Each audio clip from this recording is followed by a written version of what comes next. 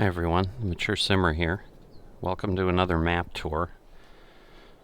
So today I'm taking a look at Crooked Hills, a new map by Crooked Tapio. Quick look at this map. Definitely, perhaps, if you're looking to do a survival series, something to perhaps take a look at. Now, obviously, this is the spawn point, and you might say, well, how am I doing a survival series when this giant store is here? There definitely are some problems that make it a little incongruent with going that way, but you can obviously make do if you need to. So, there's a shop here. Let's run around past the little porta potty. And you can see, like, the gas station's still being built. There's no gas pumps, so you're going to have to figure something out for fuel, likely. Looks like somebody lives here, maybe the person who runs the shop. But short of that, there's not much else here. So for those who have used No Man's Land from a survival standpoint, you'll see this is the map here. Certainly looks different as far as the PDA view. You know, you've got Crooked Mountain, Sour Hill, Swamp, Pine Valley, Moose Flats. I don't know, Samps Plain, Creepmore. Some interesting names. You can see here's the shop. But if we go ahead and change to the farmland, you'll see a very similar layout to the grids that you see in No Man's Land, other than they've taken some opportunity to unsquare those for whatever reason. I'm sure there's some logic to it. You know, you can see that that's only 8,200 for 20 acres. We already own this one, 68,000 for 17 acres. And this is basically the same square you own in No Man's Land, but it's the same thing. You've got 10 across, 6 down, so it's the same 60 grid.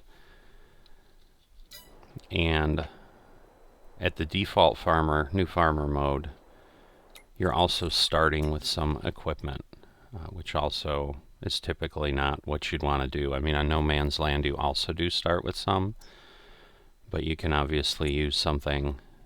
You can sell this off and then use something like power tools to adjust your money and get it back down if you really wanted to go with the survival mode.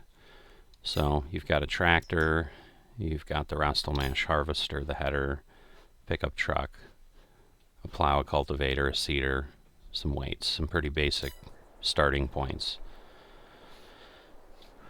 Now if we jump over here, I'm not quite sure if they just simply kept the fence that was for No Man's Land and then changed the terrain.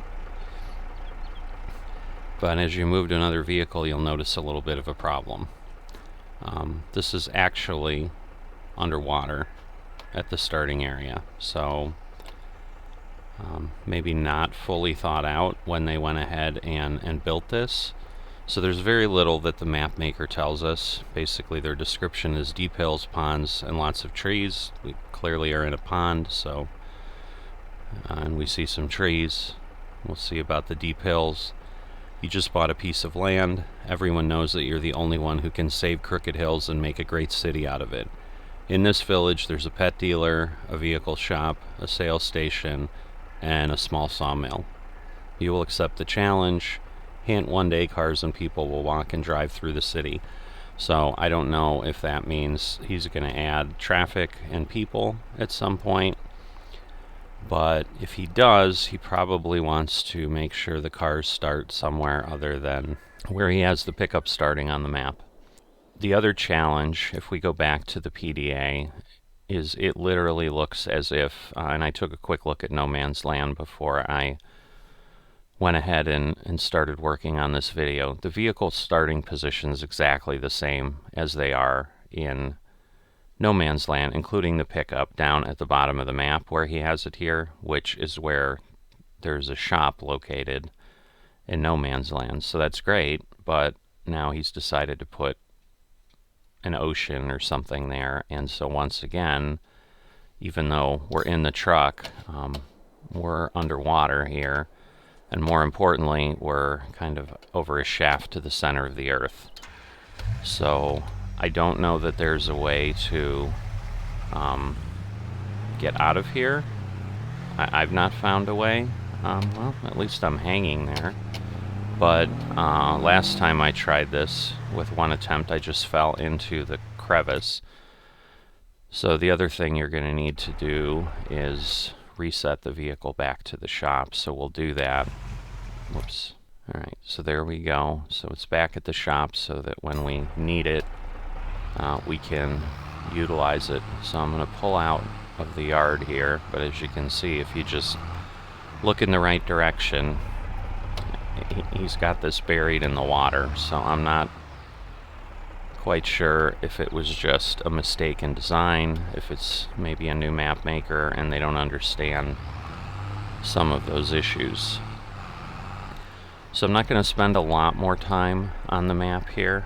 At this point, I'm going to go ahead and switch us into flight mode.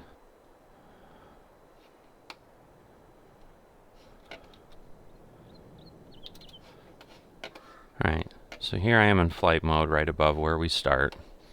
So certainly, again, if you're familiar with No Man's Land, you know, they've done some change in the terrain. They've certainly added a lot more trees because No Man's Land is a lot sparser than this. You know, there's a couple roads that are there. You know, I think this, as it says on the map, is the swamp. Certainly is a swamp. Obviously, they already start you out in a swamp. Not intentionally, but, well, maybe it is intentionally, but if it is, I think it's a poor choice. So this is kind of the starting area. You know, there's some habitation there, a couple fields, so this is the area that you could buy for $8,277. So I think he's giving you an opportunity as a new farmer to actually start with some fields and some crops, which again, if you're going to use this as a survival map, isn't really going to be helpful. And then, you know, the flats are here. I'm not really even going to give this a driving tour because there's only a couple places we can drive, and I think you can get an idea of the terrain from the air, so I'm going to keep this pretty brief. And then, you know, somewhere over here is where our truck is submersed. So we'll see as we head this way. I'm hitting the edge of the map as I try to move, so... Alright, did I pass it? Okay, it was by that island over here, so it was basically here somewhere is where the shaft is. And it's probably neither here nor there, trying to figure it out, but that's where your truck starts, which, again, poor choice. So, and, you know, but you got a lot of trees, and you can do a lot of work, and potentially hack yourself out something, but your starting point is once again right here by this bridge. And, you know, you'd have to obviously do some work to get there. And then in theory, do some terraforming to get things out of the river. Alright, so I've dropped back down here. Keeping it short and sweet, what I use this map, maybe to poke around a little bit. I mean, but it certainly isn't really ready to be playable the way it's set up right now. So I can't recommend this to anybody for use. Which is why I'm going to keep this pretty short. But it may be something to keep an eye on, because if you are looking for something with a little more variety and elevation of your terrain, this has some promise that way. But, you know, other than that, I mean, you can do better with No Man's Land. It functions a little better, is designed better. Alright, we've got a floating tree here. You know, there's a couple things, and I'm sure if I peruse the map longer, we'll find other quirks that maybe are poorly done. So